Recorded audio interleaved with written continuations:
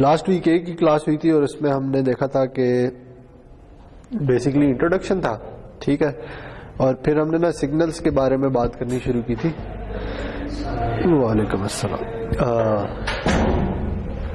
हमने ना सिग्नल को डिफाइन किया था कि सिग्नल क्या चीज होती है, ठीक है। इसी तरह सिस्टम को डिफाइन किया था और फिर हमने ये देखा था कि सिग्नल्स की दो ब्रॉड क्लासेस हैं, ठीक है, जिसमें एक कॉन्टिन्यूस सिग्नल है और एक डिस्क्रीट सिग्नल है, ठीक। और फिर हमने एक डिस्क्रीट का स्पेशलाइज्ड केस भी देखा था कि जिसमें हमने कहा था कि अच्छा डिजिटल सिग्नल क्या होता है, ठीक है। तो हमें अब ये आइडिया हो गया है कि डिस्क्रीट, डिजिटल, कॉन्टिन्यूस ये सिग्नल्स कैसे होते हैं, ओके। फिर हमने देखा था कि अच्छा इंडिपेंडेंट वेरिएबल क्या होता है, डिपेंडेंट वेरिएबल क्या होता है, और आखिर में जो चीज जो डिस्कशन अभी खत्म नहीं हुई वो ये थी कि हम सिग्नल्स की एनर्जी और पावर को कैसे डिफाइन करते हैं, ठीक है। तो हमने पिछली दफा बात की थी कि अच्छा किसी इलेक्ट्रिकल सिस्टम की अगर पावर देखनी हो, इंस्टेंटेनियस पावर, तो वो डिफाइन होती है V² T/R, ऐसे ही है। और फिर हमने ये कहा था कि अच्छा अगर आपने ये इंस्टेंटेनियस पावर है और अगर आपने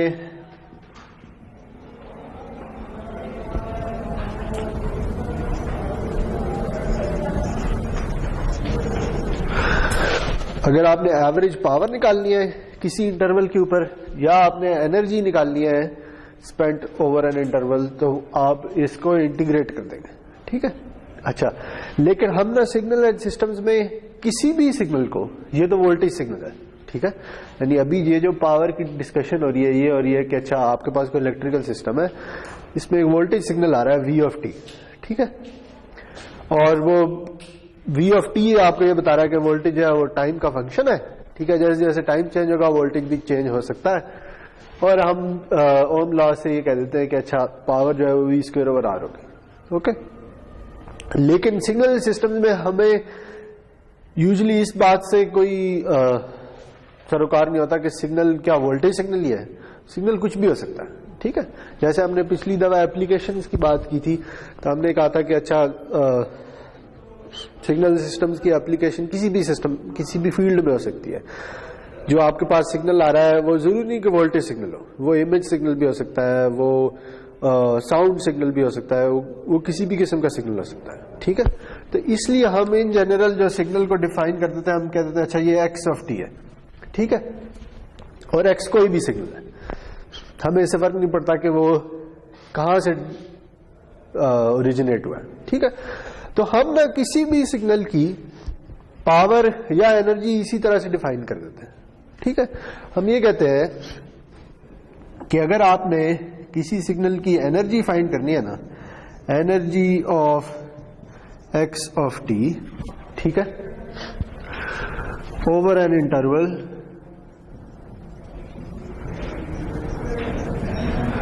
या ओवर अ टाइम इंटरवल लिख लें,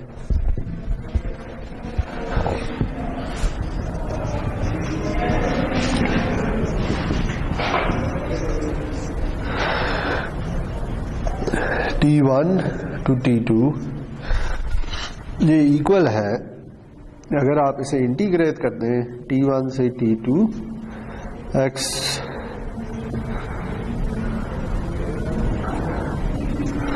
मैग्नीट्यूड स्क्वायर dt को, यानी इस तरह हम इधर वोल्टेज को स्क्वायर कर रहे थे ना, ठीक है।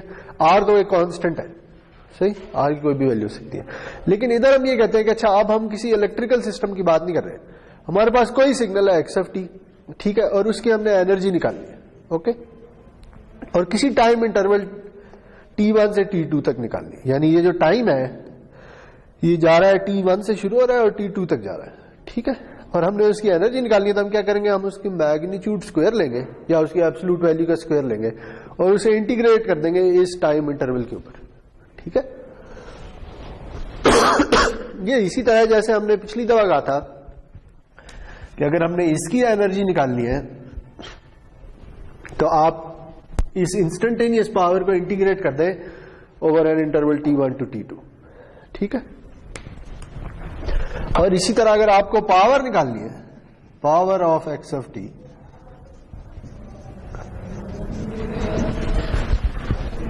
तो आप क्या करेंगे, इसी एनर्जी को इस टाइम इंटरवल से डिवाइड कर देंगे, ठीक है। क्योंकि पावर क्या होती है, पावर होती है energy spent per unit time, ठीक है। तो ये जो भी टाइम इंटरवल है, इसकी जितनी भी लेंथ है इससे डिवाइड करते हैं, यानी बेसिकली ये होगा 1 - T2 - T1 integral T1 to T2 x of T magnitude square dt, ठीक है। तो इसे मैं डिनोट कर देता हूं, ये है E और ये है P, ठीक है। तो एक है एनर्जी और एक है पावर, सही है जी।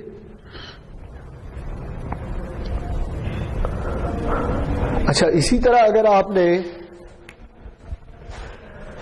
डिस्क्रीट सिग्नल की एनर्जी फाइंड करनी है, तो ये भी हमने पिछली बार डिस्कस किया था कि डिस्क्रीट जो सिग्नल है उसमें क्या होता है कि यहां टी की बजाय एन आ रहा होता है, ठीक है। उसका जो इंडिपेंडेंट वेरिएबल है वो इंटीजर्स होते हैं, और डिस्क्रीट सिग्नल में सैंपल्स आ रहे होते हैं, यानी सैंपल 1, सैंपल 2, सैंपल 3, और उस पर क्या क्या वैल्यूज है। तो हमने ये कहा था पिछली दफा कि यही जो इंटीग्रल है ये रिप्लेस हो जाएगा एक समेशन से, ठीक है। तो इधर अब मैं क्या फाइंड कर रहा हूं, ये भी है एनर्जी, लेकिन ये एक डिस्क्रीट सिग्नल की है। एनर्जी ऑफ डिस्क्रीट सिग्नल, जिसे हम डिनोट करते हैं एक्स ऑफ एन से, ठीक है, ओवर एन इंटरवल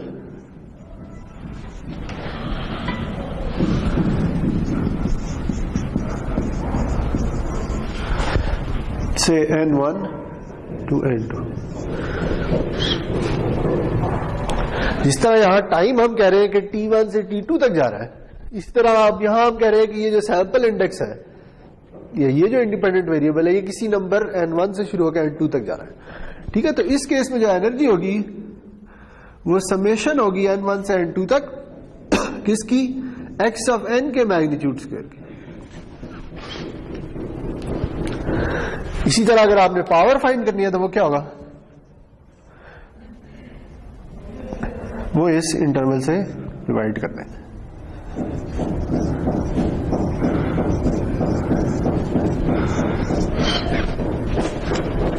सही है।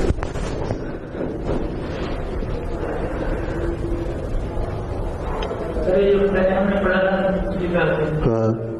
इंटीग्रेशन हमने पावर की थी ना सर, नेक्स्ट क्या किया है, क्या रिप्लेस किया। देखिए, इधर हम बात कर रहे थे किसी इलेक्ट्रिकल सिस्टम की, ठीक है। इलेक्ट्रिकल जो सिस्टम होता है ना, उसमें पावर होती है v²/r, ऐसे ही होती है ना, ठीक है। लेकिन मैं ये कहना चाह रहा हूं कि जब हम इधर से सिग्नल सिस्टम्स में आ रहे हैं ना, तो हमें ये स्पेसिफाई करने की जरूरत नहीं है कि ये एक वोल्टेज सिग्नल है, हम ये कह रहे हैं कोई भी सिग्नल है, ठीक है, और उसे मैं नाम दे देता हूं XFT का, ठीक है। तो ये जो पावर की डेफिनेशन है ये किसी इलेक्ट्रिकल सिस्टम के लिए है। ये जो हम पावर की या एनर्जी की डेफिनेशन कर रहे हैं ना, ये किसी जेनेरिक सिग्नल की है, किसी भी सिग्नल की है, ठीक है। तो यहां क्या हो रहा था, यहां सिग्नल तो बेसिकली v था जो कि स्क्वायर हो रहा था, ठीक है। r की वैल्यू कांस्टेंट है, से R1 भी हो सकती है, R100 भी हो सकता है, R कुछ भी हो सकता है, जो भी आपके सिस्टम में इस वक्त रेजिस्टेंस है, ठीक। इधर हम क्या कर रहे हैं, हम बेसिकली सिर्फ ये जो स्क्वायर वाला पार्ट है ना, ये ले रहे हैं, ठीक है। तो हमारा सिग्नल क्या है, x, तो जहां v² आ रहा था वहां अब x² आ गया, ठीक है। अच्छा, ये तो सिर्फ ये रिप्लेस हुआ है, ठीक है। यानी पिछली दफा हमने जो कहा था, हमने ये कहा था कि अच्छा, अगर आपने एनर्जी निकालनी है तो इंटीग्रेट कर दे पावर को, यही कहा था ना, इस तरह से डिफाइन किया था, ठीक है। तो लेकिन P of t है क्या, वो असल में तो यही चीज है ना। तो देखिए, ये भी उसी तरह की चीज, सिवाय कि इसके नीचे कोई डिवाइडेड बाय r नहीं आ रहा, ठीक है। क्यों, क्योंकि हम किसी इलेक्ट्रिकल सिस्टम की बात नहीं कर रहे, ये वाला फॉर्मूला इधर नहीं यूज हो सकता। जब आप किसी इलेक्ट्रिकल सिस्टम की बात करेंगे फिर आपको रेजिस्टेंस स्पेसिफाई करनी पड़ेगी, तब हो सकता है जब रेजिस्टेंस 1 हो। हाँ, ये जो है ना, ये हम, हाँ जी, यानी अगर आपने इसे उधर अप्लाई करना है तो क्या होगा, सिंपली ये स्केल हो जाएगा आर से डिवाइड हो जाएगा ना, और तो कुछ भी फर्क नहीं पड़ेगा। ठीक है, तो यानी इसे आप उधर यूज कर सकते हैं अगर आपको रेजिस्टेंस पता है तो, नहीं पता तो फिर नहीं कर सकते। सही, लेकिन ये डेफिनेशन मैं ये कह रहा हूं कि ये इलेक्ट्रिकल सिस्टम तक महदूद नहीं है। ये कोई भी अगर मैं आपको सिग्नल दे दूं जिसका सोर्स कुछ भी हो, उसके लिए यूज हो सकती है। ठीक है, और इसी तरह ये कॉन्टिन्यूस के साथ साथ डिस्क्रीट के लिए भी डिफाइंड है। ओके, अच्छा, ये एब्सोल्यूट वैल्यू या ये लेना इसलिए जरूरी है कि इसकी देखें वहां हमने नहीं लिया था। ठीक है, क्योंकि हमें वहां किसी भी इलेक्ट्रिकल सिस्टम में हमें जो हमारा जो वोल्टेज होता है ना, वो हमेशा एक रियल क्वांटिटी होती है, रियल वैल्यू होती है। ठीक है, लेकिन यहां रियल वैल्यू होना जरूरी नहीं है। अभी हम आगे चलेंगे तो देखेंगे कि सिग्नल रियल की बजाय कॉम्प्लेक्स भी हो सकता है। ठीक है, तो अगर सिग्नल में जो वैल्यूज हैं वो कॉम्प्लेक्स नंबर हैं, तो फिर आप सिंपल स्क्वायर नहीं डिफाइन कर सकते, फिर आप एब्सोल्यूट वैल्यू लेके स्क्वायर लेंगे। ठीक है, अगर रियल हो ना, अगर मैं ये स्पेसिफाई कर दूं कि एक्स ऑफ टी रियल है, तो फिर ये मैं एब्सोल्यूट वैल्यू ले ना ले, स्क्वायर लेंगे तो खुद ही वो पॉजिटिव हो जाएगा। ठीक है, ओके जी। देखिए इसकी सादा सी एक एग्जांपल कर लेते हैं।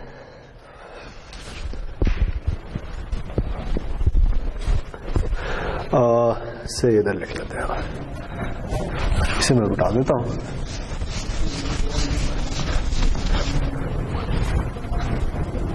एग्जाम्पल से मेरे पास जो सिग्नल है ना एक्स ऑफ टी, वो इक्वल है 2t + 1 के। ठीक है,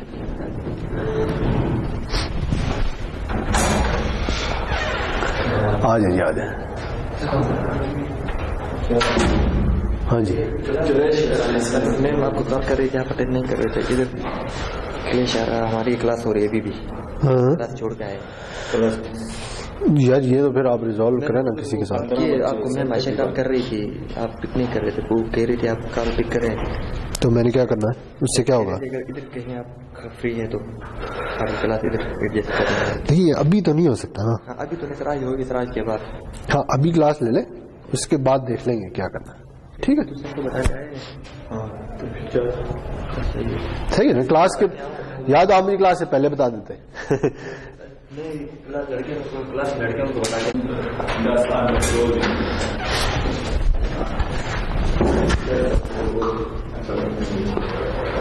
अच्छा जी, तो हमारे पास ये एक सिग्नल है x of T equals 2t + 1। ठीक है, और मैं ये कहता हूं कि जो t है ना, वो जा रहा है 0 से लेकर 1 तक। ठीक है, सही है जी। अच्छा, इससे ना पहले तो कोशिश करते हैं कि इसे हम ड्रॉ कर लें इस सिग्नल को। तो ड्रॉ करने के लिए हमें इंडिपेंडेंट वेरिएबल चाहिए। इंडिपेंडेंट वेरिएबल इस केस में t है, तो ये t का एक्सेस हो गया। ठीक है, और हम इधर कह देंगे कि अच्छा, इधर ना हम x की वैल्यूज प्लॉट करते जाएंगे जैसे जैसे t चेंज हो रहा है। ठीक है, और t चूंकि हमारे केस में 0 से लेकर 1 तक जा रहा है, तो ये से मैं ये कह देता हूं ये 0 है और ये 1 है। ठीक है, अब अगर मुझे प्लॉट करना है तो बेसिकली मुझे काम ये करना है कि मैं t की डिफरेंट वैल्यूज के लिए x की डिफरेंट वैल्यूज कैलकुलेट करता चला जाऊं। ठीक है, तो मैं से t 0 से स्टार्ट हो जाता हूं, तो 0 पे इसकी वैल्यू क्या होगी? तो x of 0 equals 2 into 0 plus 1 equals 1। ठीक है, यानी ये 0 पे 1 होगा। सही है, देखिए ये पिछली दफा हमने कहा था कि ये एक सिग्नल की बात हो रही है और ये सिग्नल की टाइम t = 0 पे वैल्यू की बात हो रही है। ठीक है, कि x की t = 0 पे क्या वैल्यू है। सही है। अच्छा, दूसरा ये कि आप देखें, इससे आगे चलना शुरू कर दें। मैं 0.5 पे देख लेता हूं, तो 0.5 पे क्या वैल्यू होगी? 2 into 0.5 + 1, तो ये क्या आ जाएगा? ये आ जाएगा 1 + 1 = 2। ठीक है, तो से 0.5 इधर है और 2 इधर है, तो मुझे ये वैल्यू मिल जाएगी। ठीक है, सही है जी। ओके, और इसी तरह अगर मुझे से 1 पे वैल्यू चाहिए तो मैं कहूंगा x of 1 equals 2 into 1 plus 1 equals 2 plus 1 equals 3। ठीक है, तो 1 पे क्या वैल्यू आएगी 3। ओके, देखिए अब ये एक्सप्रेशन देख के मुझे नजर आ रहा है कि जैसे जैसे t की वैल्यू बढ़ती है x की वैल्यू भी उसी तरह बढ़ती चली जा रही है। ठीक है, दूसरे अल्फाज में x जो है वो डायरेक्टली प्रोपोर्शनल है t के। ठीक है, यानी t बढ़ता है तो x 2 गुना बढ़ जाता है। सही है ना। और ये जो रिलेशनशिप है, ये भी हम आगे जाके देखेंगे, ये लीनियर रिलेशनशिप है।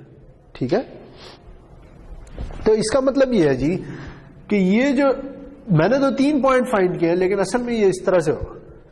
ठीक है, मैं इन्हें इन 3 पॉइंट्स को एक लाइन से ज्वाइन कर सकता हूं, तो मेरे पास सारा का सारा x ऑफ t आ जाएगा।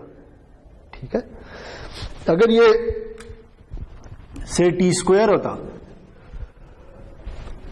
फिर मैं लाइन से ज्वाइन नहीं कर सकता था।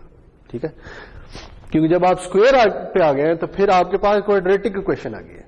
ठीक है, क्यों? क्योंकि ये बेसिकली एक लाइन की इक्वेशन है ना। लाइन की इक्वेशन इसी तरह की होती है, याद है, L इक्वल mx प्लस सी। ठीक है, तो x उसमें क्या होता है, mx प्लस सी, याद है, उसमें x जो है वो आपका इंडिपेंडेंट वेरिएबल होता है। इस केस में वो t है, x नहीं है।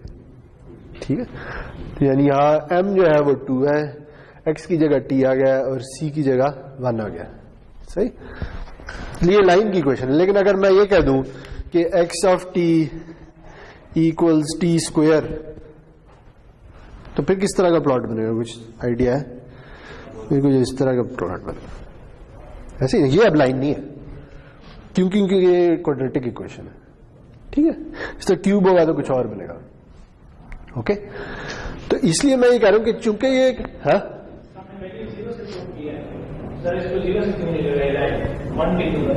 क्योंकि ये उसकी इनिशियल वैल्यू है, ये इसे कहते हैं वाई इंटरसेप्ट। याद है, लाइन की इक्वेशन में वाई इंटरसेप्ट होता है। हाँ, यहाँ 2 होता था, यहाँ 2 से स्टार्ट होता ना। ठीक है, इससे अगर t नेगेटिव में जा रहा होता तो आप पीछे जाते तो ये आखिरकार 0 को टच कर लेता। ठीक है, या अगर ये मान होता ही ना, सिर्फ 2t होता, तो फिर 0 पे 0 वैल्यू ही होती थी। सही है ना। तो ये बेसिकली एक लाइन की इक्वेशन है, तो इसलिए मैंने 3 पॉइंट्स ड्रॉ करके और उनको एक लाइन से ज्वाइन कर दिया। ठीक है, अच्छा, तो अब मुझे इसकी एनर्जी फाइंड करनी थी। सही है, तो मुझे क्या करना है, मुझे स्क्वायर लेना है और t1 से t2 तक इंटीग्रेट करना है। इस केस में t1 की वैल्यू क्या है, 0, और t2 1। ठीक है, यानी इधर मैंने इन्हें t1 t2 से इसलिए रिप्लेस कर दिया क्योंकि t1 t2 की कोई भी वैल्यू हो सकती है। इस एग्जाम्पल में वैल्यू 0 और 1। ठीक है जी, तो अगर मुझे इसकी एनर्जी फाइंड करनी है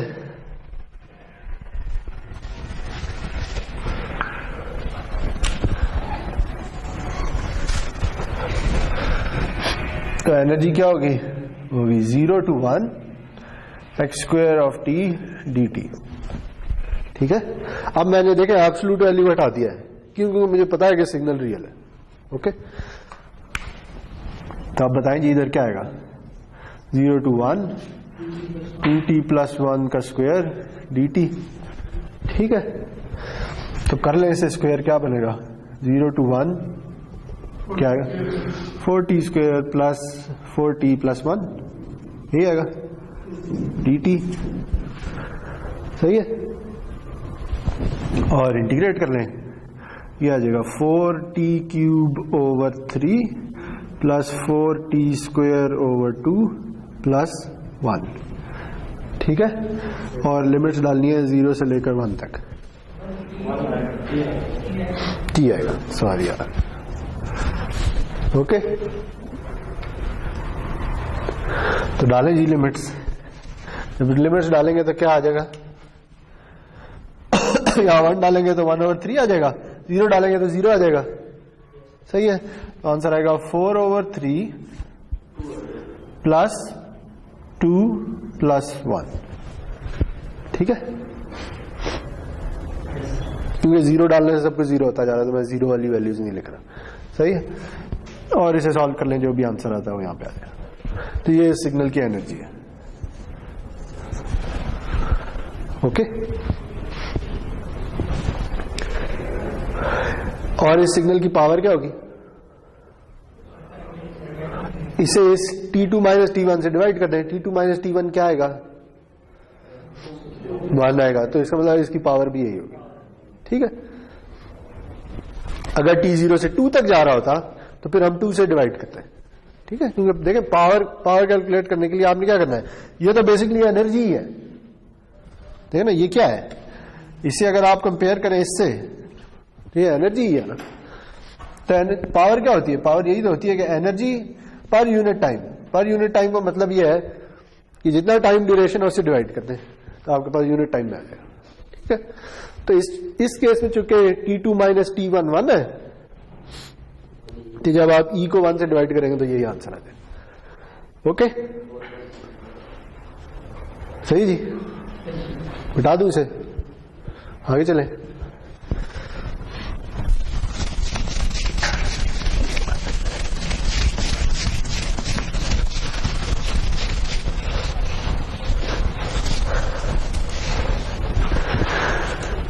अच्छा जी, एक और एग्जांपल कर लेते हैं। x ऑफ n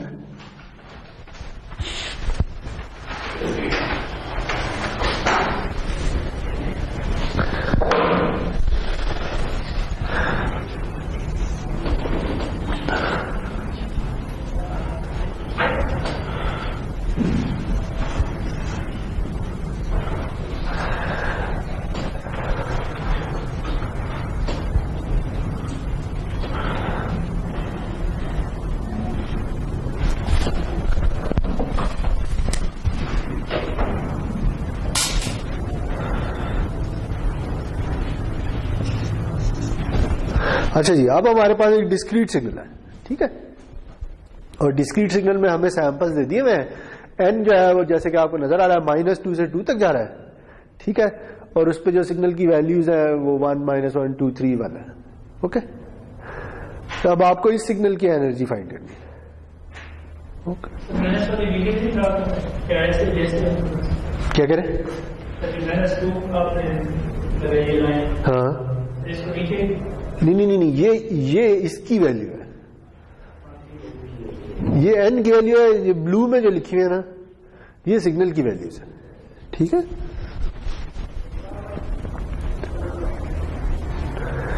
इस प्लॉट में कोई मसला तो नहीं है। अच्छा, तो अब अगर मैं ये कहूं, अच्छा अगर मैं ये कहूं कि मुझे इस सिग्नल की अब एनर्जी फाइंड करनी है, ठीक है, तो n -2 से 2 तक जा रहा है, तो मैं कहूंगा n equals -2 to 2 x square of n। ठीक है, तो आप बताएं जी क्या आएगा इसे। अच्छा, इस समेशन को अगर मैं खोल लूं, दिया जाएगा x square of -2 plus x square of -1 plus x square of 0 plus x square of 1 plus x square of 2। ऐसे ही है। ये एक समेशन थी जिसमें n -2 से 2 तक जा रहा था, तो मैंने उस समेशन की हर वैल्यू को या हर कंपोनेंट को अलग-अलग लिख लिया। ठीक है, अब इसका क्या मतलब है? इसका मतलब है x की value at n is equal to -2 का स्क्वायर ले लो। तो -2 पे x की वैल्यू क्या है? 1 का स्क्वायर 1, तो यहां पे क्या आ जाएगा? यहां आ जाएगा 1 प्लस इधर क्या आएगा? इधर भी 1 आएगा, क्योंकि -1 का स्क्वायर 1 नहीं होगा। इधर क्या आएगा? इधर क्या आएगा? और इधर, ठीक है, तो जी आंसर क्या आया? 16। ठीक है, तो ये सिग्नल की एनर्जी है। ओके, अच्छा, अब अगर मुझे इसी सिग्नल की पावर फाइंड करनी है तो वो क्या होगी? अगर आप इस फॉर्मूले को देखें तो जो एनर्जी है उसे डिवाइड कर दे जितनी ड्यूरेशन है इसकी। ठीक है, या जितने इसमें सैंपल्स हैं, दूसरे अल्फाज में। तो इसमें कितने सैंपल्स हैं जी? 1 2 3 4 5, ठीक है। जब आप देखिए यहां ये n2 माइनस n1 लिखा हुआ है, लेकिन अगर आप 0 को क्रॉस कर रहे हो ना, देखिए इस केस में क्या हो रहा है, n2 क्या है 2 और n1 क्या है -2, ठीक है। तो बीच में एक ये 0 वाला सैंपल भी आ रहा है, ठीक है। तो अगर आप n2 माइनस n1 करेंगे तो क्या आएगा, 4 आएगा, लेकिन असल में ये सैंपल कितने हैं, 5 है, क्योंकि आपने बीच में 0 वाला भी एक काउंट करना है, ठीक है। तो इधर आएगा 1/5 इंटू ई या 16/5, ठीक है। समझाइए ये 5 क्यों आया है।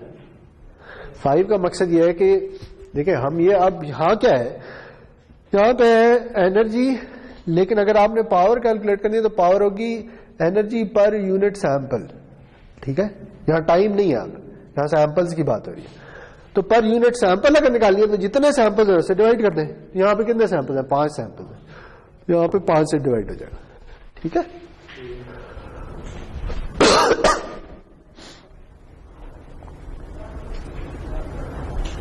तो इसलिए मेरे ख्याल में ये गलत है, इधर यहां पे ना +1 भी आना चाहिए, ये होना चाहिए, तब ठीक है। देखिए n2 क्या है 2 माइनस n1 क्या है -2, तो 2 + 2 + 1 तो 5 आ जाएगा। ओके, ये ठीक कर लें यार, सॉरी 0 ना भी हो। देखें अगर मैं ये कह देता, हाँ नहीं 5 सैंपल हुआ ना, 0 1 2 3 4, 0 वाला भी तो इंक्लूड करेंगे ना, तो इसलिए +1 आएगा, ठीक है। सही जी, यहां पे ये नोट कर लें, ठीक है। तो अभी तक ये देखें, अभी तक ये जो हमने एग्जांपल्स किए, ये जो फॉर्मूले लिखे हैं ना, ये ऐसे सिग्नल्स लिखे हैं जो फाइनाइट ड्यूरेशन के, ठीक है। फाइनाइट ड्यूरेशन का मतलब ये है कि वो किसी टाइम की वैल्यू से शुरू होते हैं और किसी टाइम की वैल्यू पे जाकर खत्म हो जाते हैं, ठीक है। इसी तरह n-2 से शुरू हो रहा है और 2 पे जाकर खत्म हो गया। इसके बाद सिग्नल के मजीद कोई सैंपल्स नहीं है, ठीक है।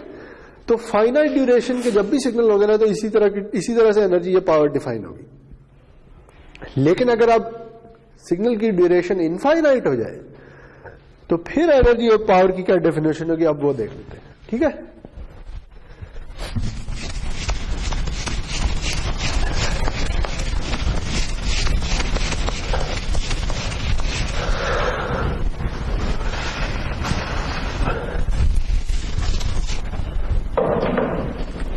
अब हम क्या देखने जा रहे हैं जी, एनर्जी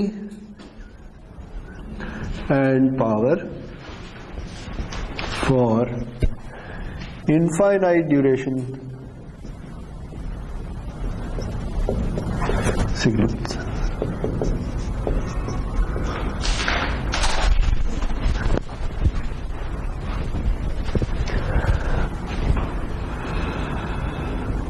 तो इस केस में जो एनर्जी है ना वो कैसे डिफाइन होगी, से हमारे पास एक कॉन्टिन्यूस सिग्नल है x ऑफ t, उसका उसी तरह मैग्नीट्यूड स्क्वायर ले ले, ठीक है। अब चूंकि सिग्नल की ड्यूरेशन इनफाइनाइट है तो हमें एक इनफाइनाइट इंटरवल के ऊपर उसे इंटीग्रेट करना है, ठीक है। ये t1 और t2 अब कोई फाइनाइट वैल्यूज नहीं रही, ठीक है। तो हम ये इसे इस तरह से डिफाइन कर लेते हैं कि हमने इंटीग्रेशन करनी है -t से t तक, ठीक है, जिसमें जो t है वो इन्फिनिटी को अप्रोच कर रहा है, ठीक है। ये लिमिट से आप वाकिफ हैं, आपने कैलकुलस पढ़ी हुई है। लिमिट का मतलब ये होता है कि जब हम ये लिखते हैं ना limit t tends to infinity, इसका मतलब ये है कि ये जो t की वैल्यू है ये इन्फिनिटी को अप्रोच कर रही है, ठीक है। तो हमने ये कहा है कि हम x ऑफ t को किसी नंबर t पे -t से t तक इंटीग्रेट कर रहे हैं, लेकिन t जो है वो इन्फिनिटी को अप्रोच कर रहा है।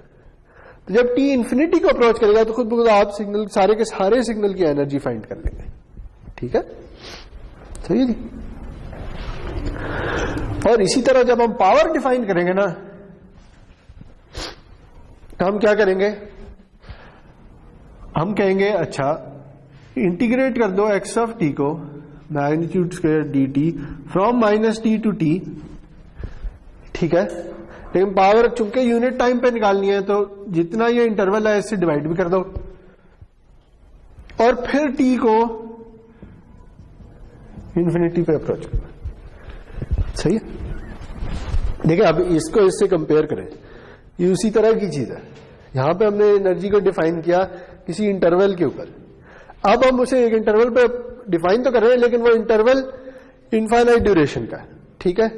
जब हम एनर्जी से पावर पे गए तो हमने वही एनर्जी ली, उसे डिवाइड कर दिया इंटरवल की लेंथ से ताकि यूनिट टाइम में आ जाए। तो हमने वही एनर्जी ली, उसे डिवाइड कर दिया इंटरवल की लेंथ से, और ये इंटरवल अभी भी इन्फिनिटी को अप्रोच कर रहा है।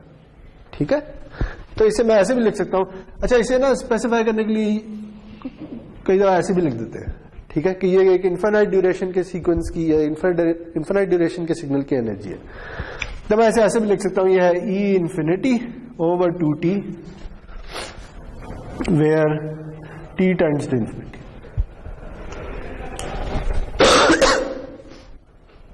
ठीक है? यानी जो एनर्जी थी उसे उसके इंटरवल से डिवाइड कर दिया, जैसे इधर किया था। ये एनर्जी थी, उसे उसके इंटरवल से डिवाइड कर दिया। ठीक है?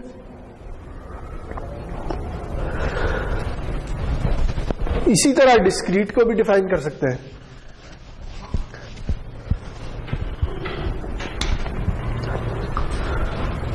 तो डिस्क्रीट के केस में क्या होगा कि समेशन होगी over an interval -n to n where n tends to infinity. ठीक है? ये बिल्कुल उसी तरह जैसे उधर है। और पावर होगी summation of x of n from -n to n, divide कर दें इसके इंटरवल से, वो क्या आएगा 2n+1 where n tends to infinity. ठीक है? देखिए ये भी मिलती जुलती डेफिनेशन है।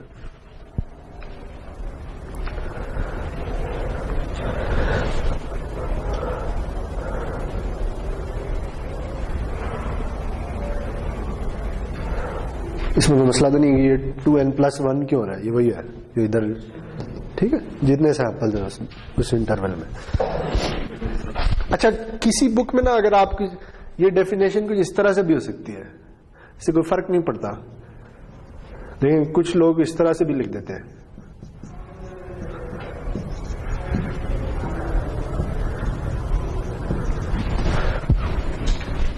ये भी एनर्जी है एक कॉन्टिन्यूअस इन्फिनाइट ड्यूरेशन के सीक्वेंस की। ठीक है? मैंने किया क्या है, मैंने ये जो इंटरवल है ना जिसपे मैं इंटीग्रेट कर दिया था उसे आधा कर दिया बस, और कुछ भी नहीं किया। ठीक है? लेकिन फर्क नहीं पड़ता। क्यों फर्क नहीं पड़ता? क्योंकि टी अभी भी इन्फिनिटी को अप्रोच कर रहा है। ठीक है? तो चाहे आप ऐसे लिखें, चाहे आप वो जो लेफ्ट पे इक्वेशन लिखी है उस तरह लिखें, दोनों का आंसर सेम ही आना चाहिए। ये दोनों डेफिनेशन सेम है। ठीक है?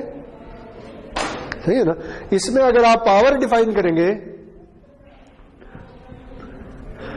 तो बताएं इधर क्या आएगा? क्या ख्याल है? इधर टी आएगा। ठीक है? तो ये भी और वो जो पी इन्फिनिटी की उधर डेफिनेशन, ये एक ही डेफिनेशन, कोई फर्क नहीं है। ठीक है? क्यों? क्योंकि ये टी अभी भी इन्फिनिटी को अप्रोच करना है। तो चाहे 2 से डिवाइड कर दें कोई फर्क नहीं पड़ता, क्योंकि इन्फिनिटी को 2 से डिवाइड कर दें तो इन्फिनिटी रहता है। ओके? इसी तरह ये डेफिनेशन भी मैं n/2 से n/2 तक लेके जा सकता हूं। ठीक है? तो कुछ ऑथर इस तरह से लिख देते हैं, कुछ ऑथर इस तरह से लिख देते हैं, उससे कोई फर्क नहीं पड़ता।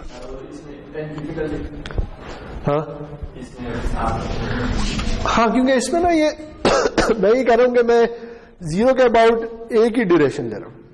ठीक है? तो ये -n से n तक लिख दिया, यानी बेसिकली n1 जो है वो -n है और n2 जो है वो n है। इन नामों से कोई फर्क नहीं पड़ता। ठीक है? इन नामों से कोई फर्क नहीं पड़ता। यहां मैंने डिफरेंट इसलिए लिखे हुए हैं क्योंकि ये फाइनाइट ड्यूरेशन का सीक्वेंस है। फाइनाइट ड्यूरेशन का सीक्वेंस में जरूरी नहीं कि n1 n2 के इक्वल हो। जैसे इससे एक सिग्नल है जो शुरू हो रहा है 0 से जा रहा है 4 तक, तो उसमें n1 0 होगा और n2 4 होगा। ठीक है? लेकिन अगर वो इनफाइनाइट ड्यूरेशन का सीक्वेंस है तो फिर इस n को कुछ भी लिया जा सकता है। ठीक है? क्योंकि आखिरकार हमने n को इन्फिनिटी पुट ही करना है। अच्छा, इसकी भी ना एग्जाम्पल कर लेते हैं।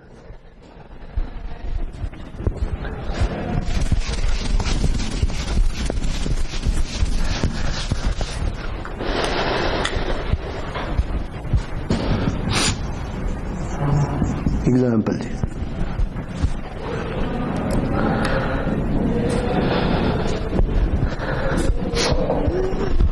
से मेरे पास जो सिग्नल है वो है x of t equals e to the minus T.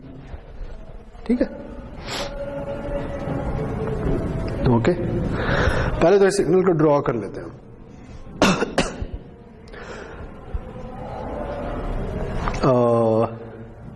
अच्छा, e to the minus t, but t goes from 0 to infinity. ठीक है,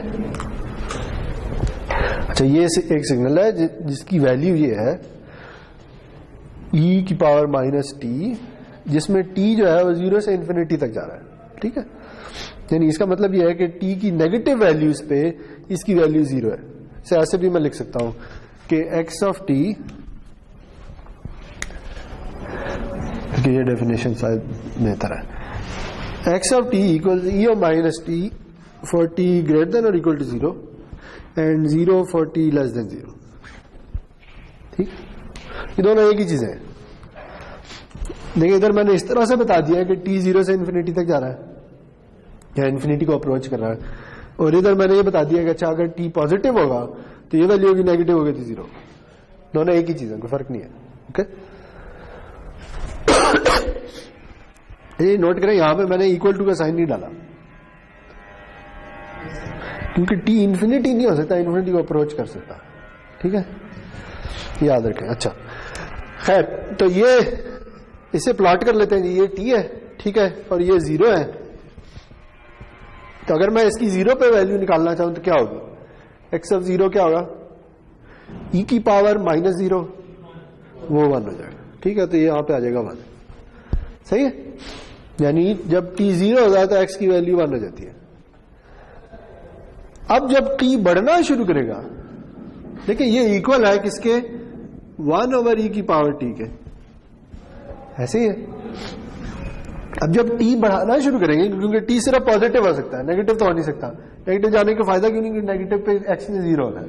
ठीक है, जब t को बढ़ाना शुरू करेंगे तो ये नंबर बढ़ना शुरू कर देगा और टोटल नंबर जो है वो कम होना शुरू हो जाएगा।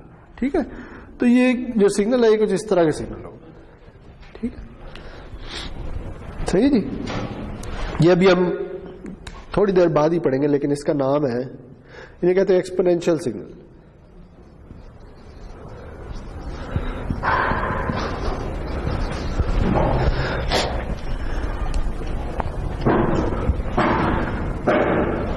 दूसरे अल्फाज में, जब t इंफिनिटी को अप्रोच करे तो ये डिनोमिनेटर वाला नंबर भी इंफिनिटी को अप्रोच करेगा, और जो टोटल नंबर है वो 0 को अप्रोच करेगा।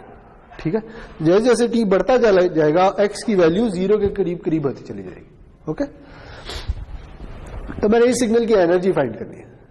ठीक है जी। हाँ, नहीं, 0 को अप्रोच करना है, माइनस कभी भी नहीं होगा। है ना, ये वैल्यू कभी भी नेगेटिव नहीं हो सकती।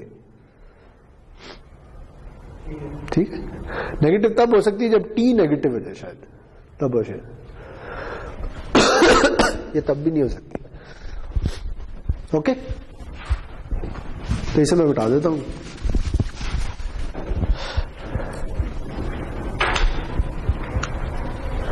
अच्छा, तो अब मुझे इस सिग्नल की एनर्जी फाइंड करनी है। ये देखें, अब ये इनफाइनाइट ड्यूरेशन का सीक्वेंस है। वो अलग बात है कि t नेगेटिव के लिए सबका सब 0 है, लेकिन t पॉजिटिव के लिए इंफिनिटी तक डिफाइंड है। ठीक है, t की वैल्यू डालते जाएं, जितनी बड़ी मर्जी वैल्यू डाल दें, x की वैल्यू आपको पता चल जाएगी, चाहे छोटी से छोटी हो। ओके, यानी मैं अगर t को 1000 भी डाल दूं तो e की पावर माइनस 1000 में कैलकुलेट कर सकता हूं। ठीक है, वो कोई नंबर आ जाएगा। तो मैं कहने का मकसद ये है कि ये t चलता चला जा रहा है। ठीक है, अच्छा, तो इसकी अगर मुझे एनर्जी फाइंड करनी है तो फिर वही x² of t minus t to t limit t tends to infinity d t. ठीक है जी, ये एनर्जी की डेफिनेशन होगी।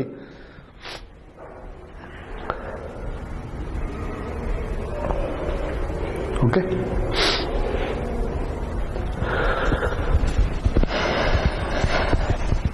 तो इसमें एक्सप्रेशन में एक्स की वैल्यू डाल देते हैं, ये आ जाएगा माइनस टी टू टी।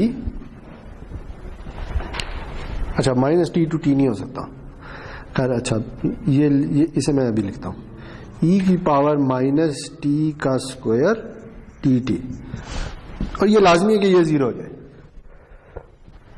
क्योंकि देखें अगर मैं किसी इंटरवल माइनस टी से टी तक जाता हूं तो माइनस टी से जीरो तक तो इसकी वैल्यू जीरो है, इसलिए इस इंटीग्रेशन में वो वाली लिमिट डालने का फायदा ही कोई नहीं है। या देखें अगर मैं इसे एक स्टेप और भी लिख लूं ना, तो मैं इसे ऐसे लिख लेता हूं, मैं कहता हूं कि मैं ये जो इंटीग्रेशन का इंटरवल है इसे दो पीसेस में डिवाइड कर देता हूं। ठीक है, पहले मैं ले लेता हूं minus t to zero x square t d t plus zero to t x square t d t. ठीक है,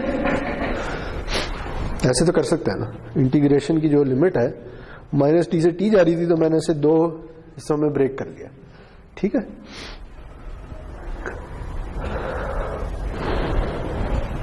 अब देखेंगे माइनस टी से जीरो तक इस सिग्नल की वैल्यू जीरो है। ठीक है, अच्छा अगर आपने ज्यादा प्रिसाइज होना है तो आप यहां पे जीरो माइनस लगा सकते हैं, ये याद है अगर आपने कैलकुलस पढ़ी हुई है, क्योंकि अभी यहां जीरो दो दफा काउंट हो रहा है। ठीक है, तो जीरो माइनस का मतलब ये है कि आप जीरो को अप्रोच कर रहे हैं लेकिन जीरो नहीं हो गए। अगर आपको कैलकुलस या कहीं ये नोटेशन याद है तो यहां ये लिख सकते हैं। ठीक है, तो कहने का मकसद ये है जी कि टी की नेगेटिव वैल्यूज के लिए, यानी माइनस टी से जीरो माइनस तक एक्स की वैल्यू जीरो है, तो ये वाला जो सारी इंटीग्रेशन है ये जीरो हो जाएगी। ठीक है, तो बाकी ये बच जाएगा, और इधर एक्स की वैल्यू डिफाइंड है जो कि ये है, तो इसका स्क्वायर आ जाएगा। तो क्या आएगा जी, limit t tends to infinity e की power minus two t zero to t d t. ठीक हो गया,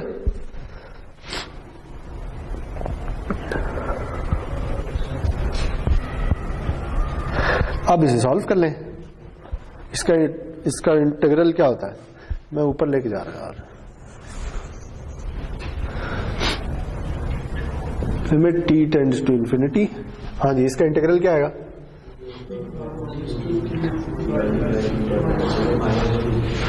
ठीक है, ठीक हो गया, और डाल दें इसमें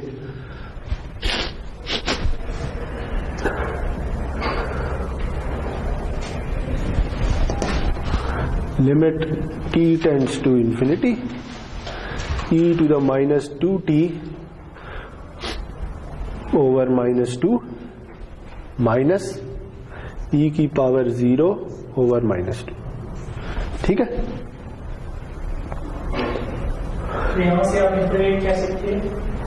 क्या किया दो अलग करके, हाँ, तो ये जीरो हो गया, ये सारा का सारा जीरो है, क्योंकि x जो है वो t की नेगेटिव वैल्यूज के लिए जीरो है, तो ये वाला तो खत्म हो गया ना, ये लिखा ही नहीं।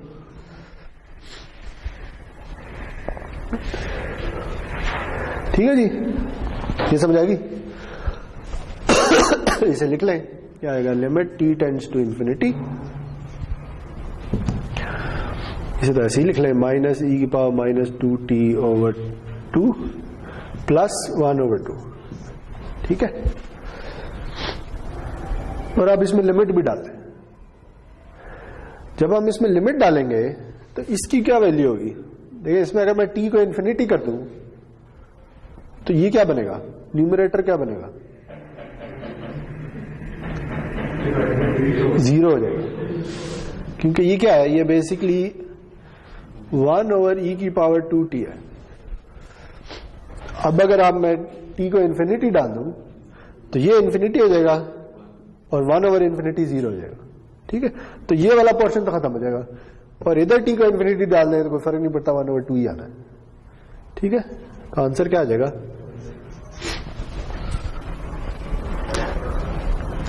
ठीक है।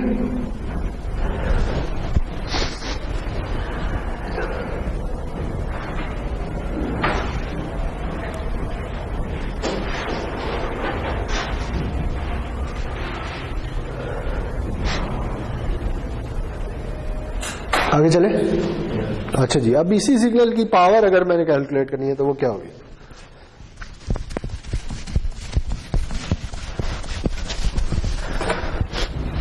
देखिए पावर की डेफिनेशन वो लिखी है, ठीक है, P इंफिनिटी इक्वल्स दिस, ठीक है, लेकिन ये इक्वल है इसके और ये हम कैलकुलेट कर चुके हैं, तो हम सिंपल ये फॉर्मूला यूज कर सकते हैं, ठीक है। क्या आ जाएगी? 1/2 इंटू 2t तो 40 हो जाएगा, limit t tends to infinity, तो आंसर क्या आएगा? 0। और करना है तो कर ले यानी देखिए ये मैंने डायरेक्ट लिख दिया है इसलिए कि देखे अगर मैं ये वाला फॉर्मूला यूज कर लूं, ये वाला, ठीक है, तो ये इसी तरह है जैसे एनर्जी की कंप्यूटेशन है, सिवाय इसके कि यहाँ 1/2t आ रहा है, ऐसे ही है ना, ठीक है। तो ये जो मैंने इधर जो मैंने मिटा दिया है, चलते चलते चलते जब आप यहां पहुंचेंगे तो यहां पे 1/2t भी आ रहा होगा, ऐसे ही है ना, बाकी तो सब कुछ वही है। वो जब आप इधर और इधर डालेंगे ना तो यहां एक t आ जाएगा और जब उस t को इन्फिनिटी डालेंगे तो ये 0 हो जाएगा, तो इसलिए ये 0 आ रहा है, ठीक है। तो चाहे आप उस फॉर्मूले से यूज कर लें, चाहे चूंकि हमने एनर्जी पहले से कंप्यूट कर लिया है तो एनर्जी को उस इंटरवल से डिवाइड करके उसमें t को इन्फिनिटी डाल दें तो 0 आ जाएगा। देखिए इससे एक बात पता चल रही है, इससे ये बात पता चल रही है कि अगर कोई सीक्वेंस इनफाइनाइट ड्यूरेशन का है लेकिन उसकी एनर्जी फाइनाइट है,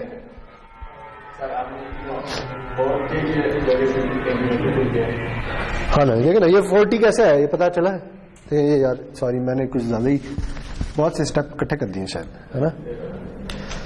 देखिए P इंफिनिटी इक्वल है E infinity over 2t where limit t tends to infinity, ठीक है, ऐसे ही है। अब E इंफिनिटी मैं निकाल चुका हूं, वही है, तो ये 1/2 into 2t limit t tends to infinity, तो यह limit t tends to infinity 1/40, तो अब t को इंफिनिटी डालें तो 0 हो जाएगा, ठीक है। अच्छा बात ये हो रही थी कि यहां से आपको ये देखने से ये पता चल रहा है कि अगर कोई सीक्वेंस, अगर कोई सिग्नल इनफाइनाइट ड्यूरेशन का है लेकिन उसकी एनर्जी फाइनाइट है तो लाजमी है कि उसकी पावर 0 होगी, ठीक है। ये स्टेटमेंट समझ आ गई है, इसमें कोई मसला है? देखें मैं ये कह रहा हूं कि अगर कोई सीक्वेंस इनफाइनाइट ड्यूरेशन का, ये इनफाइनाइट ड्यूरेशन के सिग्नल्स की बात हो रही है, ठीक है, और उसकी ये जो एनर्जी हमने कंप्यूट किया ये फाइनाइट आ जाती है, यानी कोई नंबर आ जाता है, इन्फिनिटी नहीं आती, ठीक है। अगर ये फाइनाइट आ जाती है तो जब आप उसकी पावर कैलकुलेट करने जाएंगे तो वो लाजमी है कि 0 हो जाएगी, क्योंकि किसी भी फाइनाइट नंबर को जब आप इन्फिनिटी डिवाइड करेंगे तो 0 हो जाएगा, ठीक है, ओके। तो हर इनफाइनाइट ड्यूरेशन के सिग्नल जिनकी एनर्जी फाइनाइट है उनकी पावर 0 होती है, ओके जी। अब अगर हम उल्टे चले जाएं और हम ये कहें कि अगर कोई इनफाइनाइट ड्यूरेशन का सिग्नल है, ठीक है, और उसकी पावर फाइनाइट है, अब मैं उल्टा जा रहा हूं, पहले मैं एनर्जी से पावर की तरफ जा रहा था, अब मैं पावर से एनर्जी की तरफ जाना चाह रहा हूं, ठीक है। कोई इनफाइनाइट ड्यूरेशन का सिग्नल है जिसकी पावर फाइनाइट है तो उसकी एनर्जी इनफाइनाइट होगी, क्यों?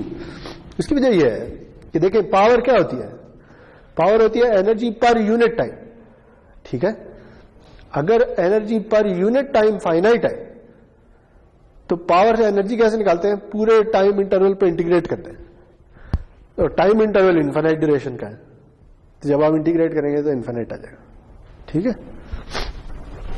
अच्छा इसकी एक और एग्जांपल कर लेते हैं, उससे आपको आइडिया हो जाएगा।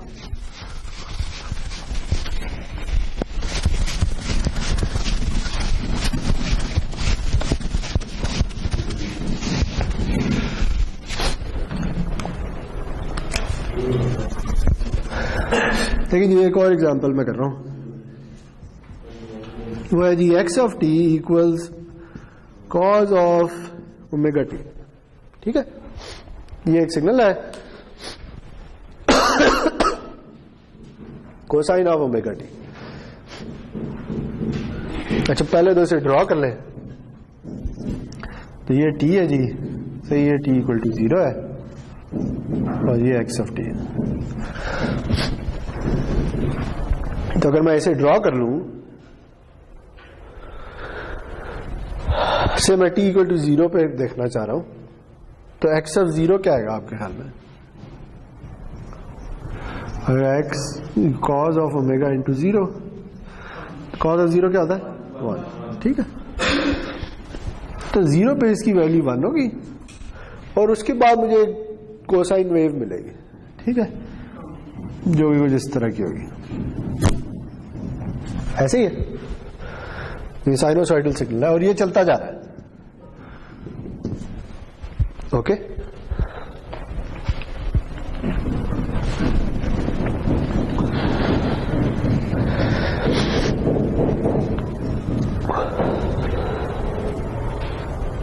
ठीक है।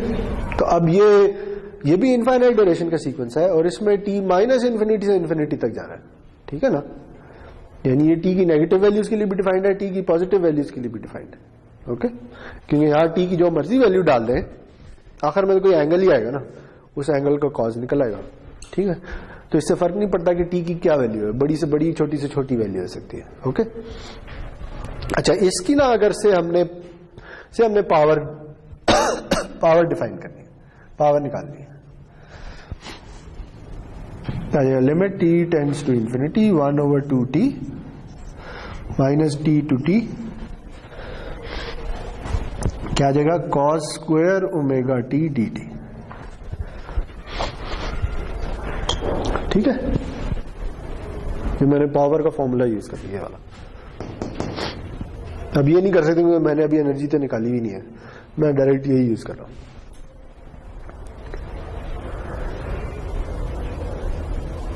अच्छा, ये देखे ना, मैं नजर आ रहा है, वैसे भी आपको पता है कि साइनोसॉइडल सिग्नल जो है वो पीरियोडिक सिग्नल्स होते हैं। पीरियोडिक याद है क्या, कौन से सिग्नल? जो थोड़ी देर बाद रिपीट करते हो, ठीक है। यानी ये किसी टाइम पीरियड के बाद जाके इसकी वैल्यू रिपीट होनी शुरू हो जाएगी। ये भी हम आगे वैसे पढ़ेंगे पीरियोडिक सिग्नल्स के बारे में, लेकिन ये आपको पहले से पता है कि साइनोसॉइडल सिग्नल पीरियोडिक सिग्नल्स होते हैं, ठीक। तो इनका टाइम पीरियड भी होता है, इनकी फ्रीक्वेंसी भी होती है, सारी चीजें। टाइम पीरियड वो टाइम होता है जिसपे वो रिपीट करता है, ऐसे ही है ना। तो मैं ये आसानी के लिए मैं ये कह दूंगा कि अच्छा, ये जो टी है ना, ये इसका टाइम पीरियड है, ठीक है। मैं इसे माइनस टी से टी तक इंटीग्रेट कर रहा हूं। ओके, अच्छा, इसे अगर इंटीग्रेट करना है तो क्या आएगा?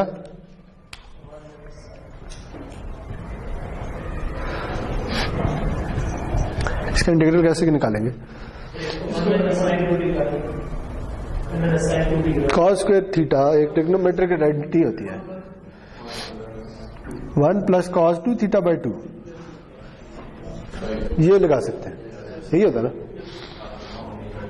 ठीक है। तो थीटा की जगह वहां ओमेगा टी आ रहा है, तो यहां जाएगा minus t to t 1 plus cos 2 omega t by 2, मेरे ख्याल में तो प्लस होता है, साइन में माइनस आता है, नहीं कॉस में माइनस आता है, मेरे ख्याल में तो प्लस ही आता है। देख लेते हैं, एक मिनट।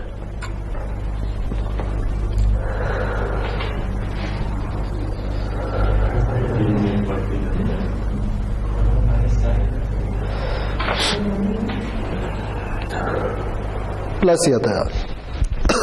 अच्छा जी, तो ये इधर आ गया, सही है। अब इसे कंप्यूट कर लें, limit t tends to infinity 1/2t, ये दो टर्म्स हैं, अलग अलग लिख लेते हैं, ठीक है। तो मैं ऐसे लिख लेता हूं, 1/2 और ये बाई 2, ठीक है। तब मैं इसे अलग इंटीग्रेट कर लूंगा, इसे अलग इंटीग्रेट कर लूंगा, सही है। तो आ जाएगा 1/2 minus t to t 1 d t plus 1/2 minus t to t cos of 2 omega t d T.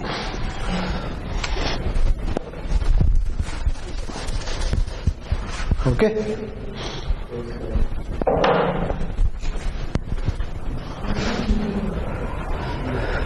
हाँ जी, मसला है।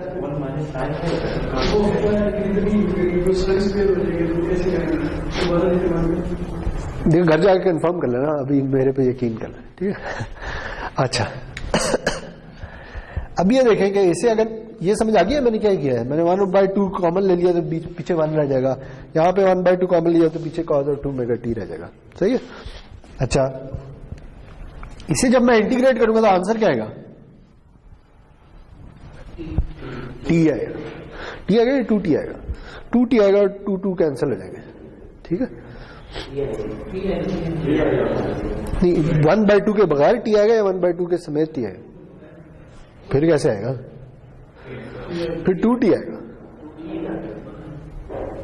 2t नहीं आएगा यार। अच्छा कर लेते limit t tends to infinity 1/2t, इसे मुझे बता लेना।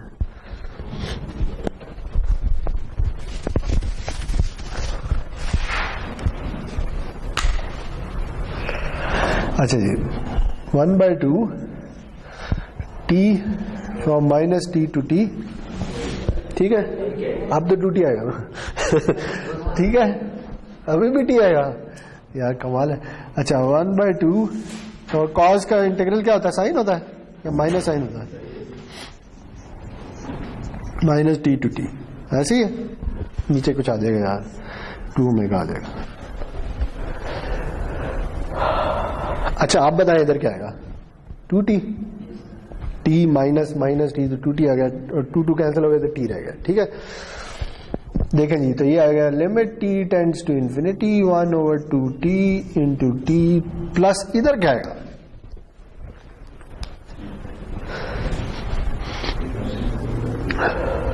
इधर 0 आएगा, ठीक है।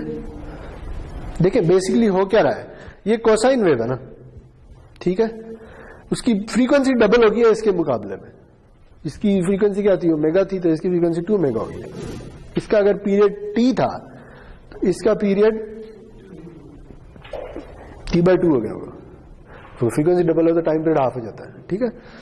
लेकिन अभी भी हम इसके पीरियड के मल्टीपल के ऊपर इंटीग्रेट कर रहे हैं, तो अगर आप किसी साइन वेव को उसके पीरियड पे इंटीग्रेट करते हैं ना तो आंसर 0 आता है, ठीक है। जितनी वो पॉजिटिव होती है उतनी ही नेगेटिव होती है, सही है, बात समझ आ रही है मेरी। देखिए अगर मैं इस कोसाइन को अगर मैं कहूं कि इसे स्क्वायर ना करें, सिर्फ इंटीग्रेट कर दें एक पीरियड के ऊपर, ठीक है। से एक पीरियड यहां से शुरू हुआ और यहां पे खत्म हुआ, ये एक पीरियड होगा ना, यहां से लेकर यहां तक। तो कोसाइन वेव, कोसाइन में जितनी पॉजिटिव वैल्यूज होती है ना उतनी नेगेटिव भी होती है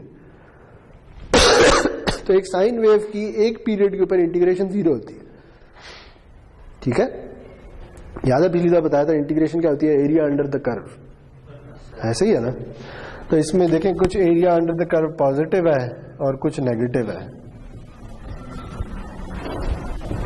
ऐसे ही है। तो कोसाइन या साइन में जितना पॉजिटिव होता है उतना ही नेगेटिव भी होता है, तो ये पॉजिटिव ये नेगेटिव सम करके 0 हो जाते हैं, ठीक है। ओके जी,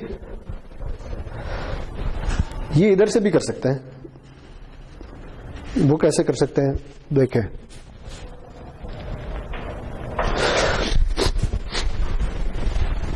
अगर मैं यहां t डाल भी दूं, ओके, यहां साइन ऑफ कोसाइन का इंटीग्रल साइन होता है, ठीक है। ये आ जाएगा 1/2, ये 2 ओमेगा तो ऐसे ही लिख लें यहां पे, तो ये 4 ओमेगा हो जाएगा। ये जाएगा sine of 2 omega capital t minus sine of 2 omega minus capital t, ऐसे ही आएगा, ठीक है। मैंने ये टी की वैल्यूज डाल दी, ठीक है ना। देखिए अब ये क्या है, ये इसका पीरियड है। अगर ये इसका पीरियड है ना, ये जो कैपिटल टी है, तो ये सारी की सारी वैल्यू या 0 होगी या 2 पाई होगी या 4 पाई होगी या इसका कोई मल्टीपल होगी। ये चीजें आगे, सॉरी ये चीजें आगे जाके वैसे क्लियर हो जाएंगी आपको, लेकिन देखिए ये टाइम पीरियड है ना, ये टाइम पीरियड है, ठीक है। मैं बेसिकली ये चाह रहा हूं, देखिए मुझे ये चाहिए साइन ऑफ, ये मेरे पास सिग्नल है, ठीक है। इसके मैं अगर t = 0 पे वैल्यू निकालना चाहूं, ये कोई सिग्नल है x ऑफ t, ठीक है। तो x ऑफ 0 क्या आएगा, साइन ऑफ जीरो, तो वो जीरो आ जाएगा, ऐसे ही है ना। अच्छा, अब मैं ये कहता हूं ये सिग्नल पीरियोडिक है, याद रखें, ठीक है। और मैं ना एक पीरियड आगे चला जाता हूं, यानी टी इक्वल टू जीरो के बजाय t equal to capital t पे चला जाता हूं, तो वहां पे वैल्यू क्या होगी? जीरो ही होगी ना, क्योंकि इसने रिपीट होना है, ये पीरियोडिक सिग्नल है, ठीक है। तो जब मैं इधर जाऊंगा ना एक्स और कैपिटल टी पे, तो यहां आ रहा होगा साइन ऑफ 2 पाई का कोई मल्टीपल आ रहा होगा, तो वो भी जीरो ही आएगा, क्योंकि ये सिग्नल पीरियोडिक है, ठीक है। तो मैंने क्या कहा है कि यहां पे जो हम इंटीग्रेशन कर रहे हैं वो इसके पीरियड के ऊपर कर रहे हैं, तो जब पीरियड पे कर रहे हैं तो ये भी जीरो आएगा, ये भी जीरो आएगा, और ये सारी चीज खत्म हो जाएगी, सिर्फ ये रह जाएगा, ठीक है। ये थोड़ी देर सब्र कर जाइए, आपको समझ आ जाएगी ये क्यों आ रहा है, ठीक है। अभी आगे हम पीरियोडिक सिग्नल पढ़ेंगे, ओके।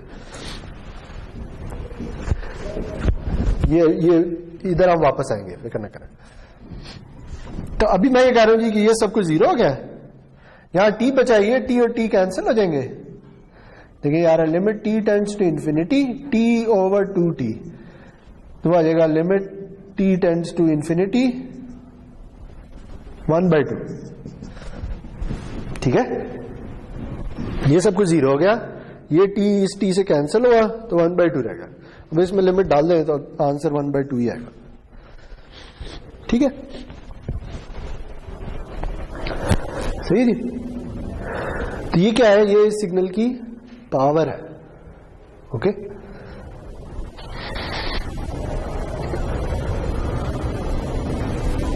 और पावर फाइनाइट नंबर आ गया, कोई नंबर आ गया, इनफाइनाइट नहीं है, सही।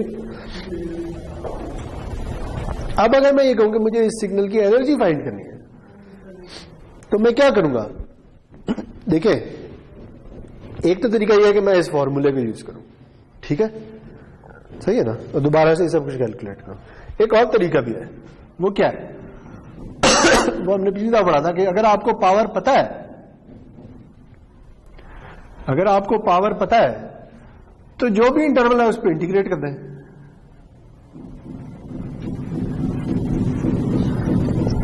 तो आपके पास एनर्जी आ जाएगी। किया था ना पिछली दफा कि पावर से एनर्जी कैसे निकालते हैं, कि पावर को इंटीग्रेट कर दो, ठीक है। अब मुझे एवरेज पावर पता है, मैंने ये एवरेज पावर निकाल ली है, तो अगर मुझे एनर्जी निकालनी है तो जो टाइम ड्यूरेशन है उस सारे पे इंटीग्रेट करूंगा ना। लेकिन मसला क्या है कि टाइम ड्यूरेशन क्या है? इनफाइनाइट।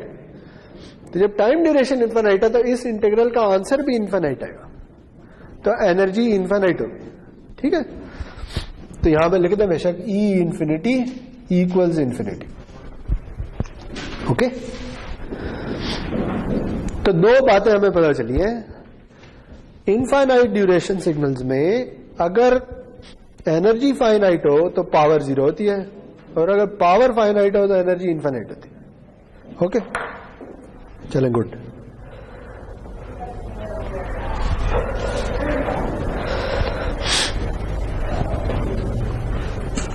आगे चलते हैं जी।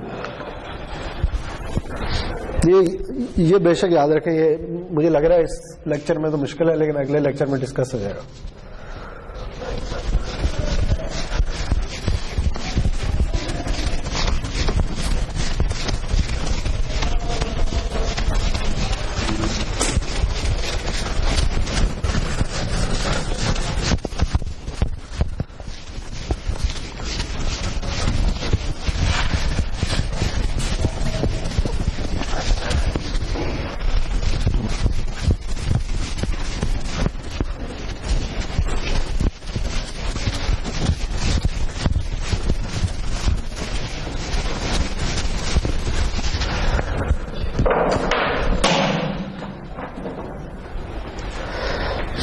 अच्छा, आप जो अपने टॉपिक पढ़ना ना, वो है ट्रांसफॉर्मेशन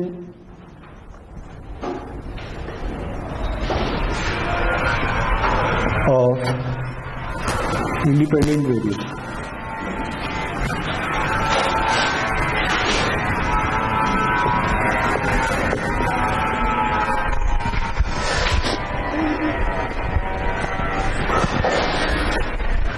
ये ट्रांसफॉर्मेशन क्या होती है?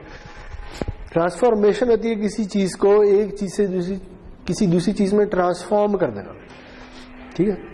जैसे ट्रांसफार्मर होते हैं, अगर ट्रांसफार्मर के कभी कार्टून्स देखें, ट्रांसफार्मर का कार्टून क्या होता है, से वो गाड़ी है वो ट्रांसफॉर्म होगी किसी रोबोट में चेंज जाएगी, ठीक है।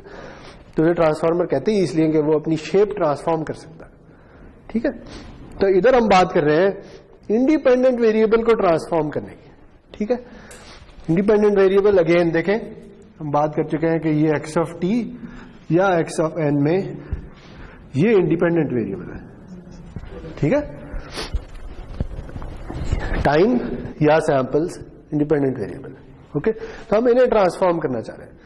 देखिए ट्रांसफॉर्म करने का क्या मतलब, इसकी सादा सी एग्जांपल ये है कि देखिए अगर आपके पास कोई म्यूजिक फाइल है और कोई गाना प्ले हो रहा है और आप उसे ना तेज स्पीड पे प्ले करना शुरू कर देते हैं, ठीक है। जब आप तेज स्पीड पे प्ले करते हैं तो क्या होता है कि वो उसकी ड्यूरेशन कम हो जाती है, ठीक है, और आवाज थोड़ी अजीब सी हो जाती है, ऐसे ही है ना। तो बेसिकली आप क्या कर रहे होते हैं कि आप उसमें जो टाइम का एक्सेस है ना उसे जल्दी गुजारना शुरू कर देते हैं, उसे तेज कर देते हैं, ठीक है। इस तरह अगर आप उसे स्लो कर दें, जैसे कभी कभार क्रिकेट के रिप्लेस में उसे स्लो कर देते हैं, तो आप क्या कर रहे होते हैं कि आप इस टाइम के वेरिएबल को स्लो डाउन कर देते हैं या उसे एक्सपैंड कर देते हैं, ठीक है। ये एग्जांपल है इंडिपेंडेंट वेरिएबल की ट्रांसफॉर्मेशन की, ठीक है। तो हम डिफरेंट चीजें पढ़ेंगे, उसमें जो पहली चीज है वो है टाइम शिफ्ट।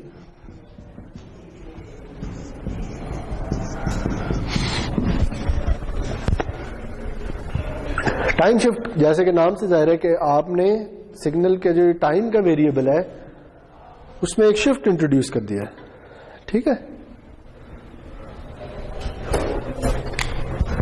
से मेरे पास एक सिग्नल है एक्स ऑफ टी, एक कॉन्टिन्यूअस सिग्नल है, और मैं ना इसे ट्रांसफॉर्म करके एक नया सिग्नल बना दूं जिसे मैं कह देता हूं वाई ऑफ टी, ठीक है। और वाई ऑफ टी इक्वल है एक्स ऑफ टी माइनस 1 के। अब ये एक एग्जांपल है सिग्नल ट्रांसफॉर्मेशन की, ठीक है। अच्छा हो क्या रहा है, हो ये रहा है कि जो y का टाइम है वो डिफाइन हो रहा है x के टाइम से, लेकिन किस तरह से डिफाइन हो रहा है वो इस तरह से डिफाइन हो रहा है, ठीक है। जिसका क्या मतलब है, जिसका मतलब यह है कि अच्छा अब अगर मैं y ऑफ 0 कैलकुलेट करना चाहता हूं ना तो वो क्या होगा, वो होगा x ऑफ 0 माइनस 1 या x ऑफ माइनस 1, ऐसे ही है। यानी मैंने टाइम को 0 जब डाला तो मुझे ये पता चल रहा है कि जो y की 0 पे वैल्यू है वो x की माइनस 1 वाली वैल्यू है, ठीक है। अगर मैं आगे चल पड़ूं, अगर मैं y ऑफ 1 कैलकुलेट करना चाहूं तो वो होगा x of 1 minus 1 equal x of 0, ठीक है। इस तरह अगर मैं y ऑफ 1.5 कैलकुलेट करना चाहूं तो वो होगा x of 1.5 minus 1 equal x of 0.5, ठीक है। तो से जो x था ना वो कुछ इस तरह का सिग्नल था जैसे अभी हमने देखा था, ठीक है। ये t इक्वल टू 0 है, ओके। तो x इस तरह का नजर आता है, ठीक है। तो अब अगर मैं ये कहूं कि मैंने y ड्रॉ करना है, ये t इक्वल टू 0 है, ठीक है। तो ये क्वेश्चन मुझे ये बता रही है कि जो y की वैल्यू होगी 0 पे, y की वैल्यू जो 0 पे है वो इक्वल है x की वैल्यू माइनस 1 पे, तो यहां पे 0 आ जाएगा, ठीक है। इस तरह y की वैल्यू जो 1 पे है वो x की वैल्यू है 0 पे, तो यहां पे ये 1 आ जाएगा, से ये 1 है, और फिर इस तरह की वैल्यू आ जाएगी, ठीक है। ये समझिए मैंने कैसे ड्रॉ किया, इस इक्वेशन की मदद से ड्रॉ किया। ये इक्वेशन ये कहती है कि y का जो वैल्यू है t इक्वल टू 0 पे वो इक्वल है x की वैल्यू है t equal to minus 1, minus 1 कहीं यहां पे होगा, तो चूंकि ये 0 है तो मैंने इसे भी 0 कर दिया, ठीक है। इसी तरह y की वैल्यू जो 1 पे है वो किसके इक्वल है, x ऑफ 0 का। x ऑफ 0 क्या है, 1, तो यहां 1 आ जाएगा। इस तरह x की वैल्यू 1.5 पे क्या है, जो x की वैल्यू है 0.5 पे। तो अब आगे चलते जाएं, तो ये इसी तरह वैल्यूज आती चली जाएंगी। ठीक है, तो हुआ क्या है, देखिए अगर आप इन दोनों सिग्नल्स को अगर आप कंपेयर करें, ये नहीं समझे, देखिए मैं ये चाह रहा हूं कि मैं ना इस सिग्नल से एक नया सिग्नल बना लूं, ठीक है, इसका जो टाइम है वो इसके टाइम से डिफाइन हो रहा है, लेकिन मैंने उसमें 1 माइनस कर दिया। ठीक है, देखिए ये जो एक्सप्रेशन है ये आपको ये बता रही है कि y की वैल्यू x की वैल्यू के इक्वल है, लेकिन फॉर अ डिफरेंट टाइम। ठीक है, यानी x की वैल्यू चेंज नहीं हो रही, सिर्फ डिफरेंट टाइम वाली वैल्यू इधर किसी और टाइम को असाइन हो रही है। जैसे अगर मैं y ऑफ 1 ले लूं तो y ऑफ 1 आएगा x of 1 minus 1 x of 0 के, यानी जो y की वैल्यू 1 पे है वो इक्वल है x की वैल्यू जो कि 0 पे होगी।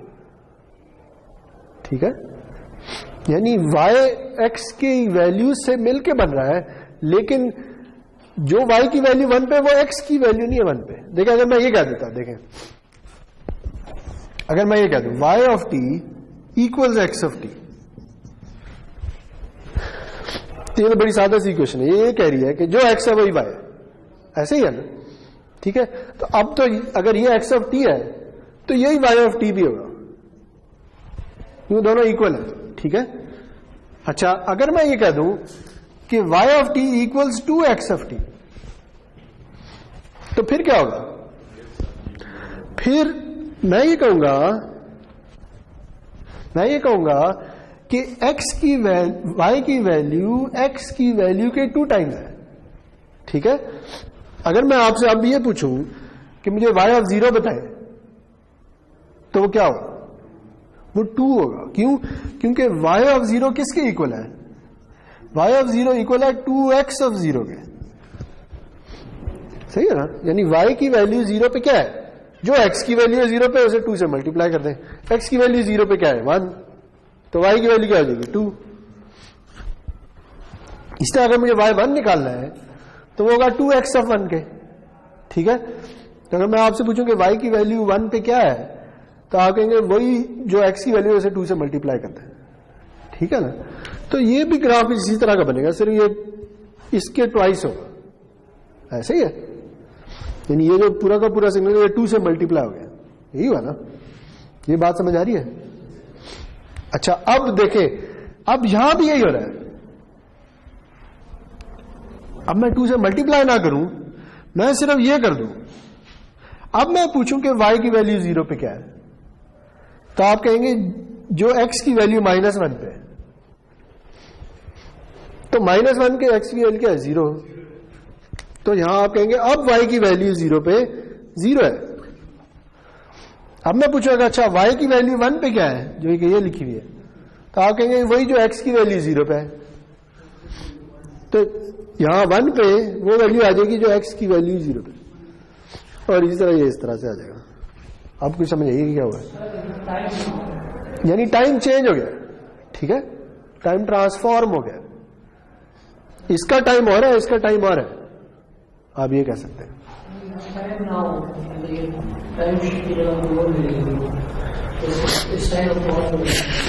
हाँ सुखी सर, क्या मतलब आप ये कह रहे हैं कि यहाँ पे x ना हो, यहाँ पे कोसाइन हो?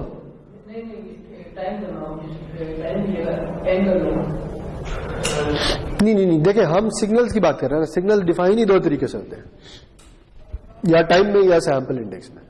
आप क्या चाह रहे हैं कि मैं ऐसे लिख दूं? हाँ हाँ होता है, बिल्कुल बिल्कुल होता है। हाँ देखें से मैं ये कर देता हूं। ठीक है, ये जो अभी इन्होंने बात की इसका आइडिया है कि कॉज और साइन में 90 का डिफरेंस होता है, याद है। लेकिन अगर आप ये कहें कि ये कोसाइन है, ठीक है, तो साइन भी यही होती है, सिर्फ शिफ्ट हुई होती है। ठीक है, यानी साइन कुछ इस तरह से होगी, पता नहीं इस तरह से होती है शायद, ये ऊपर की तरफ जा रही होगी यार, सॉरी, साइन कुछ ये होती है, ऐसे ही है। तो ये बेसिकली इसका शिफ्टेड वर्जन है।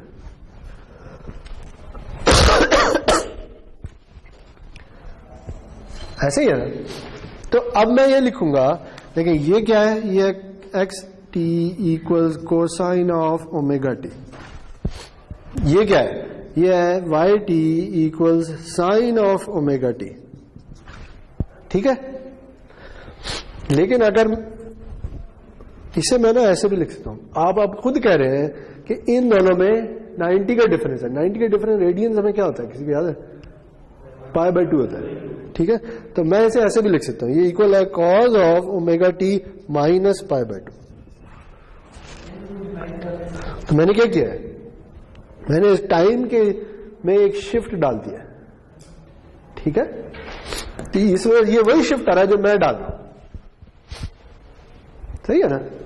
अगर आप इस सिग्नल में, ये जो सिग्नल है इसमें आप π/2 का शिफ्ट डल रहा है। ठीक है, तो इसलिए ये सिग्नल यहां से शिफ्ट होकर इधर आ गया। ओके, तो ये हम भी यही काम कर रहे हैं बेसिकली।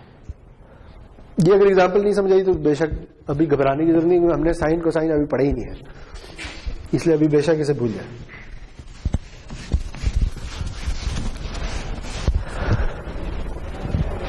तो टाइम शिफ्ट का मतलब ये है जी कि अगर मैं ये कह रहा हूं कि y of T equal x of t minus 1, तो बेसिकली मैंने x को उठा के एक सेकंड शिफ्ट कर दिया, एक सेकंड राइट पे कर दिया। ठीक है, अच्छा अगर मैं ये कह दूं, एक नया सिग्नल बना लूं z ऑफ टी, मैं कहूं z of T equal x of t plus 1, अब भी टाइम की ट्रांसफॉर्मेशन हो रही है लेकिन किसी और तरीके से हो रही है। ठीक है, अब अगर मुझे निकालना है,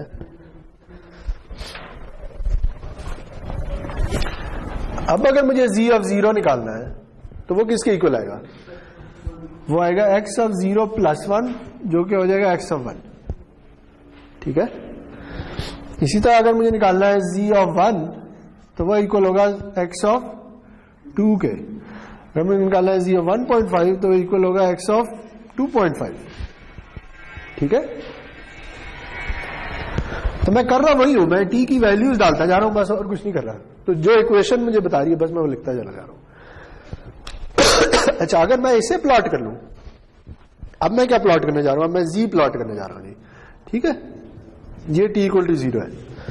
अब वो मुझे कहता है कि z की वैल्यू 0 पे इक्वल है जो x की वैल्यू है 1 पे। तो अगर ये 1 है तो से इधर है, यानी मैंने ये वाली वैल्यू, देखिए वो इक्वेशन क्या बता रही है, इक्वेशन ये कह रही है कि z की value at t is equal to 0 equal है x की value at t is equal to 1। x की value t is equal to 1 पे जो भी है वो मैंने इधर लिख दिया।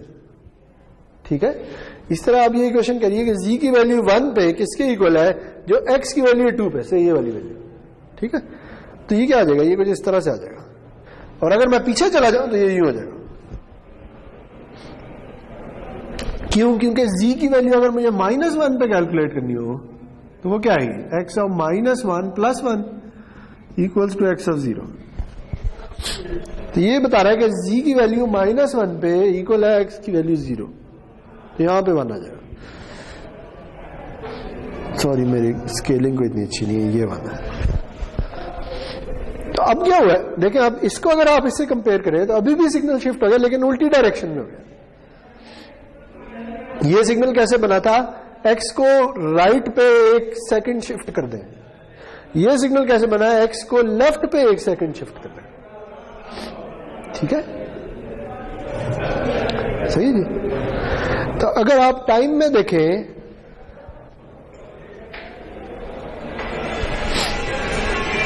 अगर आप टाइम में देखें तो मैं ये कहता हूं कि अच्छा टाइम 0 से शुरू हुआ फॉर एग्जांपल।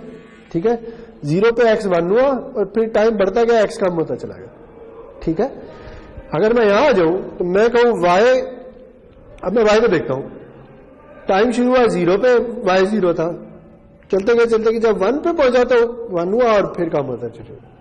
ठीक है, तो हुआ क्या है कि ये टाइम में अगर आप देखें तो y जो है वो देर से शुरू हो रहा है x के मुकाबले में। ऐसे ही है ना, x 1 हो जाता है जब टाइम 0, y 1 होता है जब टाइम 1 सेकंड हो। तो इसलिए हम ये कहते हैं कि ये जो y है ना, ये डिले हो गया एज कंपेयर टू x। ठीक है, इसे कहते हैं टाइम डिलेड।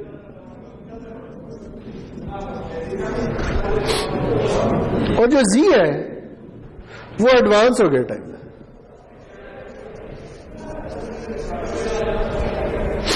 क्यों? क्योंकि जी एक्स से भी पहले शुरू हो जाता है। ठीक है जी जनाब।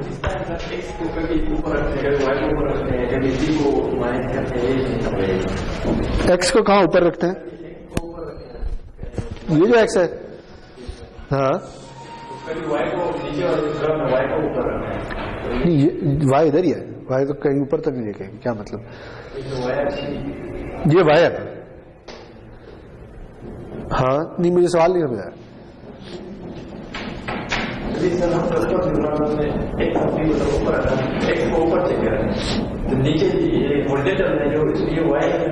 और ये वाली वैल्यू ये हमेशा ही टी है। देखिए सिग्नल है, ठीक है, जैसे मैं ये कहता हूं कि मेरे पास ना दो सिग्नल है, ठीक है। ये अगर आप पहला लेक्चर दोबारा सुन लें तो शायद आपको आइडिया हो जाए। देखिए मैं ये कहता हूं टाइम है और टाइम बस चलता चला जा रहा है, जैसे टाइम गुजरता जा रहा है, ठीक है। और मैं उस टाइम पे ना किसी सिग्नल को ऑब्जर्व कर रहा हूं, ठीक है। जैसे मैं टेम्परेचर ऑब्जर्व कर रहा हूं, ये इस क्लासरूम में इसका क्या टेम्परेचर है, ठीक है। और मैं तो उस टेम्परेचर को प्लॉट करना शुरू कर देता हूं, ठीक है। तो से मैंने अपना जो एक्सपेरिमेंट है ना वो रात 12 बजे शुरू किया है, तो उसका टाइम था 00, ठीक है। और मैंने टेम्परेचर प्लॉट करना शुरू कर दिया, ये टेम्परेचर आ गया, सही है, ओके। तो ये टाइम है, ये क्या है? ये टेम्परेचर की वैल्यू है, जिसे मैंने नाम दे दिया एक्स ऑफ टी। क्यों? क्योंकि ये टाइम पे डिपेंड करती है ना। जैसे टाइम अगर मैं डील कर दूं तो टेम्परेचर की वैल्यू डिफरेंट हो जाती है, ठीक है। तो मैंने इसे एक्स का नाम दे दिया, सही है। अच्छा, अब मेरे साथ एक और बंदा है जो कि इसी कमरे में बैठा हुआ है, और वो टेम्परेचर की बजाय ह्यूमिडिटी रिकॉर्ड करना शुरू कर देता है, ठीक है, इसी कमरे की। तो वो भी एक प्लॉट बनाएगा ना, ठीक है। से जो ह्यूमिडिटी है वो कुछ इस तरह से है, सही है। ये टेम्परेचर है, ये ह्यूमिडिटी है। वो कहता है मेरा जो सिग्नल है ना, मैं उसे नाम दे देता हूं वाई का। ये एक्स है और ये वाई है, ठीक है। दोनों टी पे डिपेंड करते हैं, मतलब जैसे टी चेंज होता है इनकी वैल्यू चेंज होती है, ठीक है।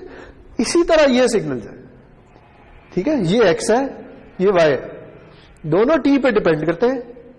इधर मैं एक्स को प्लॉट कर रहा हूं, इधर मैं वाई को प्लॉट कर रहा हूं। लेकिन ये जो वाई ना, ये एक्स पे डिपेंड करता है, एक्स से निकलता है, क्योंकि वो इक्वेशन ये बता रही है। तो इसलिए मैं जब भी वाई की वैल्यू मुझे तलाश करनी होती है ना, तो मैं वापस जाता हूं कि अच्छा इधर एक्स की वैल्यू क्या निकलती है, वो डाल देता हूं, ठीक है, समझ आ गई बात। तो ये डिफरेंट सिग्नल्स हैं जो मैं प्लॉट करता चला जा रहा हूं, है सारे टाइम के अबाउट। जैसे ये दोनों सिग्नल टाइम के अबाउट है। कोई तीसरा बंदा आ जाए, वो कहे अच्छा मैंने से कोई और क्वांटिटी मेजर करनी है टेम्परेचर ह्यूमिडिटी के अलावा, तो वो भी तो एक प्लॉट बना लेगा ना, ठीक है, समझ आ गई बात। तो ये इसी तरह से। अच्छा, ये टाइम शिफ्ट की समझ आ गई है। तो अगर मैं यहां ये लिख दूं x of t minus d और x of t plus d, तो डी कोई नंबर है, जरूरी नहीं हमेशा 1 ही हो, ठीक है, कोई भी नंबर हो सकता है। ये 100 भी हो सकता है, 50 भी हो सकता है, जो मर्जी लिख दूं मैंने। तो यहां अगर डी 100 है तो इसका मतलब है कि मैंने एक्स को 100 सेकंड डिले कर दिया, और अगर यहां पे डी 100 है तो मैंने एक्स को 100 सेकंड एडवांस कर दिया, ठीक है, ओके जी। जी ऐसी कभी आपने वीडियो एडिटिंग में काम किया हो, तो ऐसे अगर आप जैसे अभी वीडियो से रिकॉर्ड हो रही है, ठीक है, ऑडियो अलग रिकॉर्ड हो रही है, वीडियो अलग रिकॉर्ड हो रही है, और फिर आपने उन दोनों को सिंक करना है कि जिस पॉइंट पे मैं यहां पे लिख रहा हूं मेरी आवाज भी उसके साथ उसी तरह से आ रही हो। तो आपको क्या करना पड़ेगा? आपको उन दो जो वीडियो का सिग्नल है और जो ऑडियो सिग्नल है उनको अलाइन करना पड़ेगा ना। तो या किसी को डिले कर रहे होंगे या किसी को एडवांस कर रहे होंगे, यही कर रहे होंगे ना। तो ये भी एग्जैक्टली वही काम आ रहा है, ठीक है। आप सिग्नल को या डिले कर रहे हैं या एडवांस कर रहे हैं, सही। तो उसी को टाइम शिफ्ट करते हैं। चलें जी, मेरे ख्याल में टाइम हो गया।